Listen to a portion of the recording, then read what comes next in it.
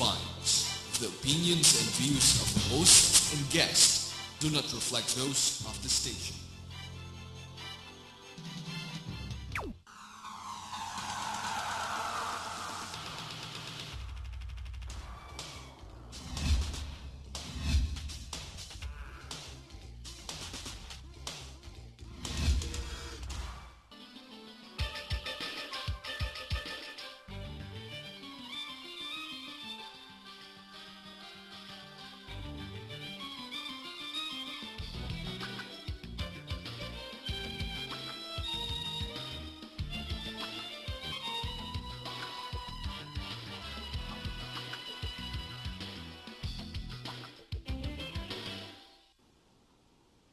Magandang umaga po sa inyo lahat. Welcome to our show, Usapang Kalusugan. I'm your host, Ray Orosa. Magkakapiling po tayo. Pag-uusapan natin mga bagay na mahalaga para manatili ang ating kalusugan, ano man ang ating edad. Yun na po ang isang bagay na mahalaga eh. You don't want to be healthy only when you are old or when you are 60 or 70 or beyond. You want to be healthy throughout your whole life. Kasi alam po ninyo, madalas ang nangyayari dito, niisip ng tao, ay naku, pag tumatanda ka na talagang magkakaroon ka, mapupuno ka na ng sakit. Alam po ninyo, hindi yun ang proseso ng pagtanda. Yun ang ibig sabihin lang noon na kaya tayo nagiging masakitin kapag parang tumatanda, pagka makailang edad na tayo, sapagkat yan po ang accumulated na resulta ng maling pamumuhay at pag-aalaga sa sarili na minsan talaga inaabot ng maraming taon bago yan ay lumabas o sumingaw sa ating katawan. So, kasi iniisip natin, basta tumanda ka talaga, manghihina ka. Pag tumanda ka talaga, sasama kalusugan mo. Hindi po totoo yun. In today's world, sa dami ng ating nalalaman tungkol po sa kung paanong pangalagaan ng ating kalusugan, makikita po natin na ang sakit ay dumadating kasi meron tayong hindi tamang ginawa. At alam po ninyo, ang isang mahalagang kailangan natin matutunan dyan, pagkat ilang mga factors yan that are involved, di ba, Brother Vic, in terms of aging. Ang unang-una dyan po ay ang nutrisyon, anong kinakain.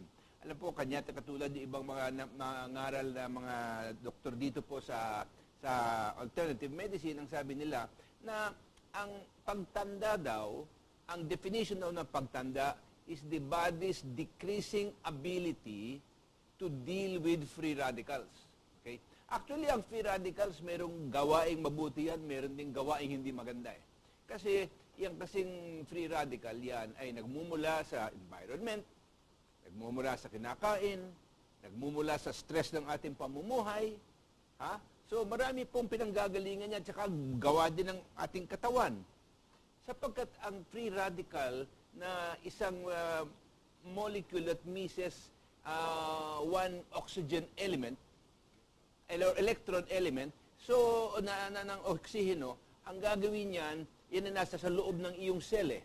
Aatakihin ngayon yung ibang mga cell doon sa loob ng cell, at ang nangyayari, nasusugatan ngayon, napipinsala yung cell mismo. And then, pero, yung free radical, ginagamit din ng katawan yan at ng ating immune system para atakihin naman yung mga wayward cells o yung mga cells na hindi na mabuti sa katawan kasi nasisira na. So it also has a beneficial effect, no? Kanya lang pag nakalabas na yan sa kanyang lugar o kaya napabayaan na at saka dumami na ng gusto yung free radical, doon po nagiging problema. Pag hindi na pangalagaan ng ating immune system, problema tayo. So yan, nagkakaroon ng tinatawag nga nilang oxidative stress. Kanya, ang nangyayari, pagka nakakawala na yung free radicals at nasusobra, nagkakaroon ka ng mga inflammation sa iba't ibang bahagi ng iyong katawan, nag-uumpisa ngayon, magkasira-sira ang mga cells sa ating katawan. But that is really the process of what we call aging, sapagkat hindi natin pinangangalagaan. Di ba, Brother Vic, sabi niya nga pala itong ating kasosyo dito na si Brother Vic. Kasama dito sa programa. Hindi kasosyo, dito wala pong pera dito. Wala kaming kinikita dito. Pag sinabi kong kasosyo lang sa paggawa ng mabuti at tama. Hindi sa pagkita ng pera. Wala po kami kasi kinikita dito. Ang sinasabi ko lang dito, na yung free radicals, ang sabi nga rather ng ibang mga nutritionists, sabi nila, from the time you are born, you begin to poison yourself o nilalason daw natin ang ating sarili dahil sa ating mga kinakain. Ang ibig sabihin nun, baka bata pa, mali na ang ating kinakain. Alam mo, nung isang araw, Brother Vic, nakita ko na isang sanggol na mga 8 buwan, anak nung isang kasama namin sa bahay, 8 buwan, ano ba pwedeng kainan ng 8 buwan? Sinusubuan na ng biskwit na may jam, na matamis, na maraming asukal. Nung nakita ko, medyo, sabi ko, uy, pigil nga nyo yan. Bakit ba yan ang pinapakain mo sa isang sanggol na 8 buwan? Kasi daw natututo ng ngumuya. Hindi sa question na komot marunong ngumuya, pakakainin mo na maski na ano. Inuumpisahan mo ka kung maaga, maging addict yung batang yan sa sugar at saka white flour na ginagamit para paggawa ng biskwit. Aba, parang na-cute, nakikita mo yung bata na sumusubak ngumuya, maski na bungal pa, wala pang ipin eh. Pero mali na ang binibigay. Tayo dyan, ako marami sa atin dito mga magulang, para matahimik lang yung anak. Itong candy, itong kainin mo, itong kainin mo. We are creating a form of sugar addiction on the child. Ang makikita po ninyo resulta dyan much later, pag kayo matanda na at yung bata ngayon ay lumaki na. Ay, naku, talagang problema ang nangyayari, di ba? So, dito po natin nakikita na if we want to remain healthy, kailangan aware tayo sa ating kinakain. Brother Vic, are you aware of what you eat? Alam mo, yung sinasabi natin, pinag-usapan natin yung free radicals. No? Tingnan mo ang katawan natin, ginawa ng Panginoon na mayroon din tayong antioxidant production. Katulad ng limaglutathione at saka superoxide dismutase na inherent sa ating katawan na nag-produce. Ngayon, nasobrahan ang demand.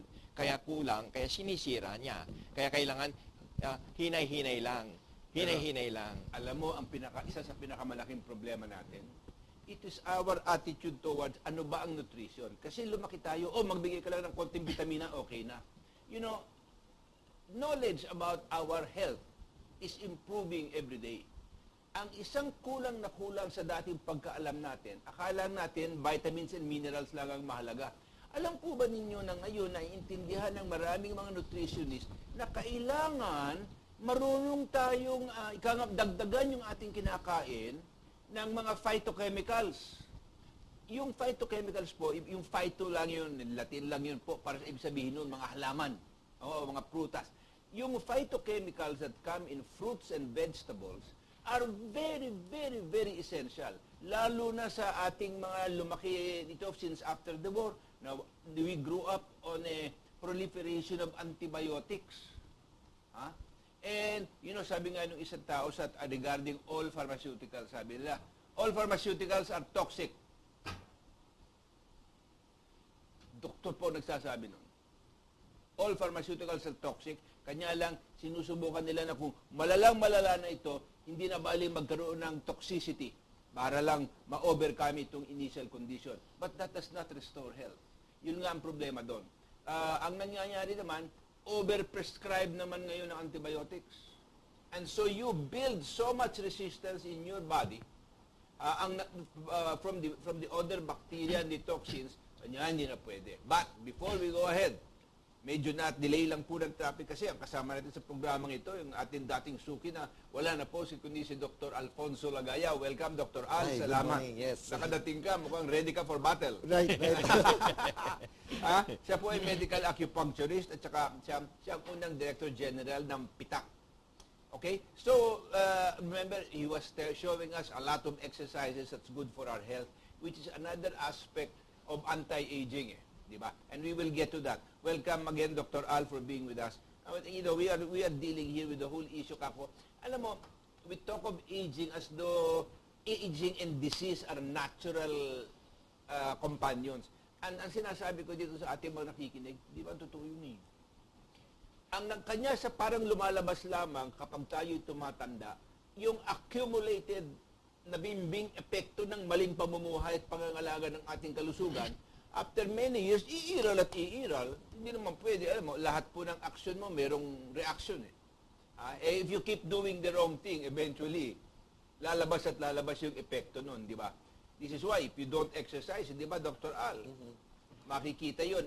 But let it to go back, because we were talking about nutrition, and the whole idea now that it's not just a matter of vitamins and minerals, but also all the phytochemicals. They have to come all together. Kanya ang pinakamalaking sanhi ng sakit kapag tayo tumatanda, maling pagkain. Hindi balansyadong pagkain. Kuminsan, sobrang-sobra sa karne. Whether that is chicken or pork or beef or lamb or yung kambing o maski na yung aw-aw, pag nasosobra kayo dyan, hindi po mabuti sa katawan. They are acid-producing food. Yes, correct. It is very acidic. So, nangyayari, bumabagsak ka ngayon ang pH level ng katawan mo, it's becoming acidic. And that's not good. Di ba? Mabuti ba yung maging acidic ako, Dr. Al? Ay, nako, mahirap yon. Kasi nung unang panahon naman, mahilig tayo sa gulay. Kasi ganyan ang buhay nung araw. Oo. Ang bahay kubo, di ba yung kanta ng bahay kubo kahit munti, ang paligid doon puro gulay. So pag ang pamilya ko gusto kumain ng pagkain, pipitas lang ng ng talbos ng kamote o kaya ng pipitas ng dahon ng bayabas, meron ka ng fast food.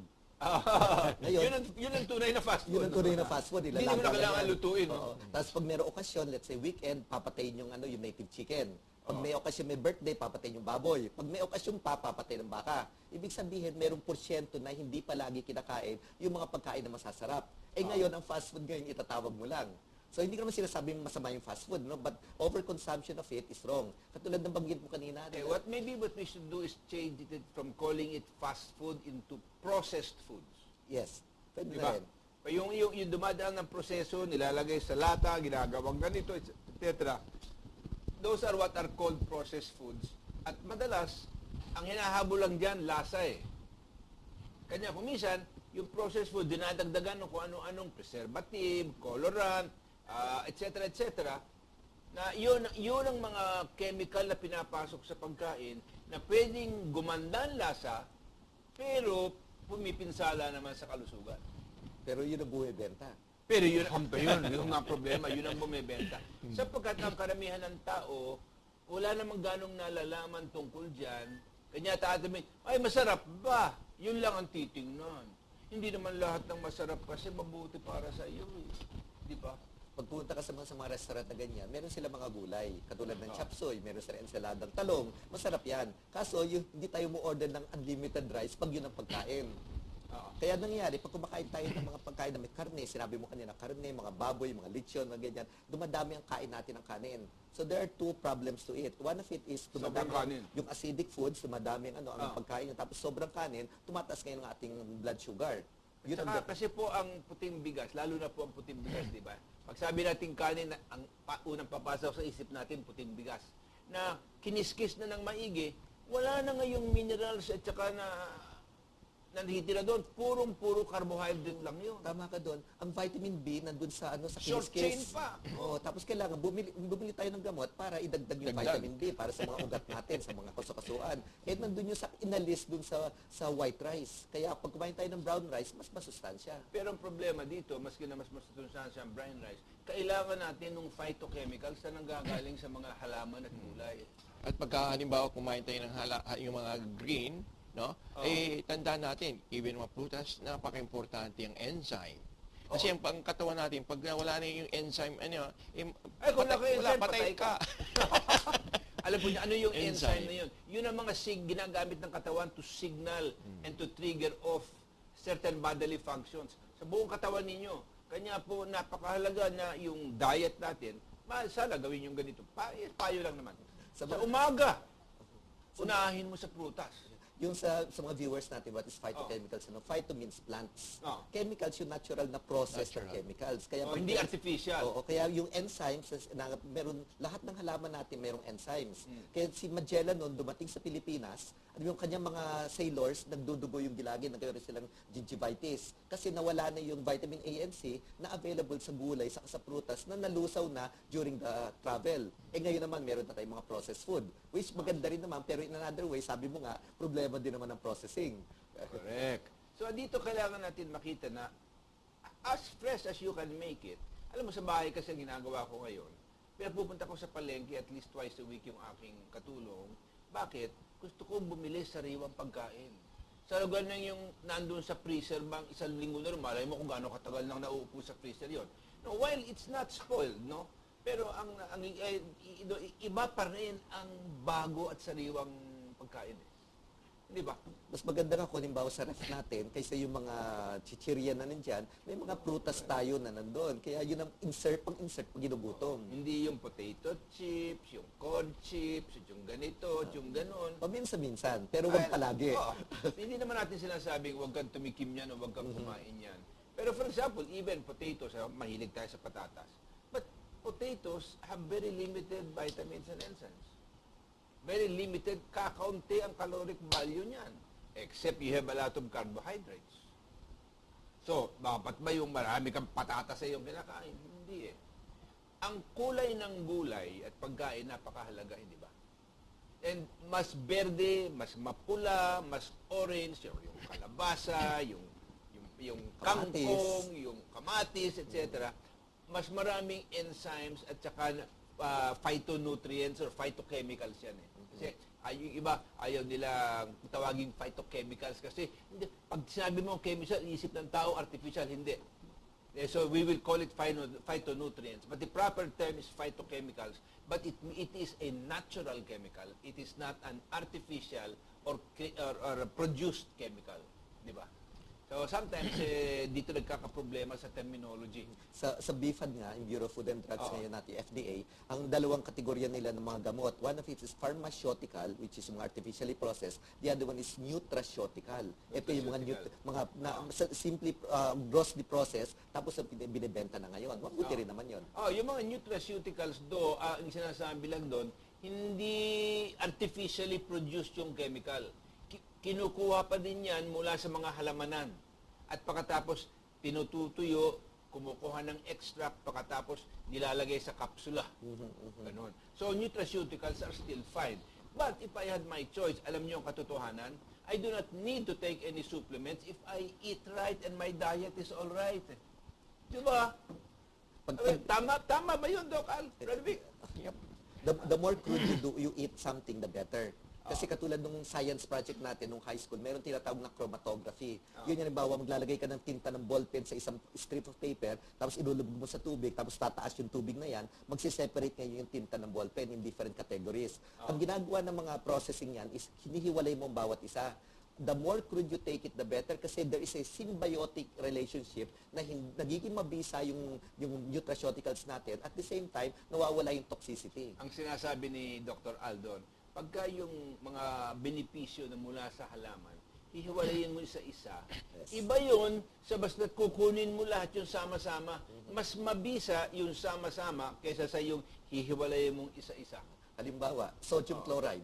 No, sodium is poison. Chlorine is sa Clorox, sa pandinis ng kubeta yan. No? Pero pag pinagsama mo yung dalawa, it becomes sodium chloride. It's our table salt. Asin. Wala nang toxicity yun kasi nagsama na. Ganun din sa mga halaman, sa mga prutas. Pag kinain mo as crude, na hindi na separate yung mga components, mas balusog, mas healthy, mas less toxic. Kanya lang, hindi ako mahilig sa pure table salt na just sodium chloride kasi wala ring minerals and elements yun eh. Nagiging problema nga yung purong sodium chloride, di ba? So, dapat solar salt. That's why kanya po, huwag kayo magagalit. Mas gusto ko talaga, pagpanluto at pagtimpla sa pagkain, yung asin bagat. Yung solar salt na sinasabi na. Maganda pakinggan, bago yun solar salt. Solar is simply, pinaarawan mo, ganun din naman ang paggawa sa aso ng dagat. Sa Pangasinan, sa Ilocos, yung kukuha sila binibilad lang eh. Binibidad lang sa lupa, tapos yung hinahaya mag-evaporate. Mawala ang tubig, Diyan sa Parañaque, Las Piñas dati, we had a lot of salt Correct. many, many years ago. It should be many, many years ago kasi wag na ngayon. Ay, ngayon wala na, puro housing subdivision na wala. Polluted na ang dagat around Ay, Manila Bay. Alam mo, yung pinag-usapan natin kanina, yung kumain ng gulay, pansinin mo, ang broccoli, meron siyang tinatawag na sulforaphane. Itong sulforaphane has been confirmed to be able to neutralize cancer. Ang itong cabbage naman, meron siyang sinasabi na indole C-carbinol. No? Itong indole C-carbinol, napakaganda sa ating liver. Pang-detoxification. So, pansinin natin na halimbawa, itong example nito, na kung halimbawa lang, na halimbawa in-extract mo, no? Then it's a good na-extract mo. But the point here is, if you take this broccoli, hindi lang yung sulforaphane ang nakukuha mo, pati yung mga essential elements, pati yung mga ibang mga bagay na existing in the natural presence of the vegetables. I will give you a very simple example. Marami sa atin umiinom ng vitamin C. Okay?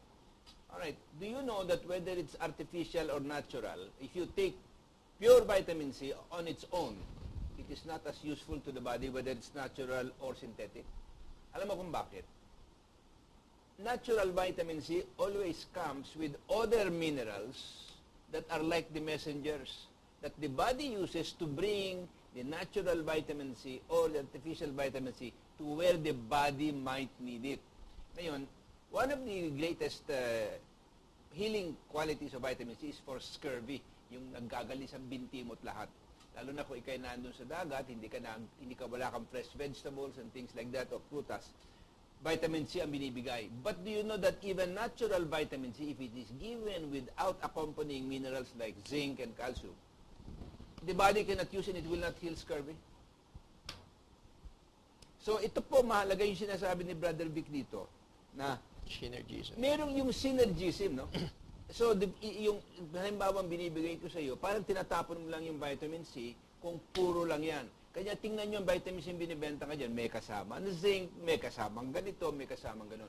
Because those are the natural messengers of the body that transport, those are the natural transporters of the vitamin C, to bring the vitamin C where the body might need it. Kasi iba-ibang lugar naman ang kinakailangan ng vitamin C, hindi lang naman isa eh. We had Diba? meron tayong in-experiment, yung sodium ascorbate. Ibig sabihin nun, sodium ascorbate, ibig sabihin nun na hindi acidic, kundi yung nasa ester side. Ester C. Ester C. Na matagal ang matagal ang absorption, magagamit. So, linagay niya yun sa isang quantum machine, quantum machine na indicate na halimbawa, yung katawan mo ay needed how much. Lumabas sa quantum machine na ang sagot ng brain niyan ay I need that, but only 45%. Tapos, linigay namin na isang compounded sodium, potassium, calcium, magnesium ascorbate, no? So, nangyari noon, nung linagay sa yung energy plate, no, lumabas ang katawan, the same individual, lumabas sa katawan, 100%. Ibig sabihin noon, ang katawan noon, that's right. So, that means the principle, again, yung pinag-uusapan natin, yung synergism. Not isolation, but synergistic use of all of this. Sa bagay. The minerals, the vitamins, and the phytochemicals. Sa bagay, alam natin na halimbawa, our body also needs calcium, and our body needs also magnesium.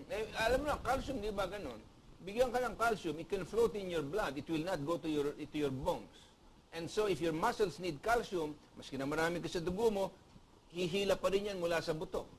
Bakit? Kailangan mo ng, for example, ng magnesium to go with the calcium in order for it to be absorbed by the body. Ng buto mo, kung hindi ma-absorb. From 0905-237-0272, good, ayan po, JP of Pasay. Mabuti po ba kung araw-araw gulay, prutas at isda lang ang kinakain? Alam po ninyo, hindi naman natin sinasabing, huwag na silang kumain ng karne. But confine it to maybe at most once or twice a week. Malaki pa masasave mo. Tama yun. Hindi ba? Tama yun. Kasi ang basihan natin dyan, yung ngipin natin. Na-discuss natin yun yung previous program.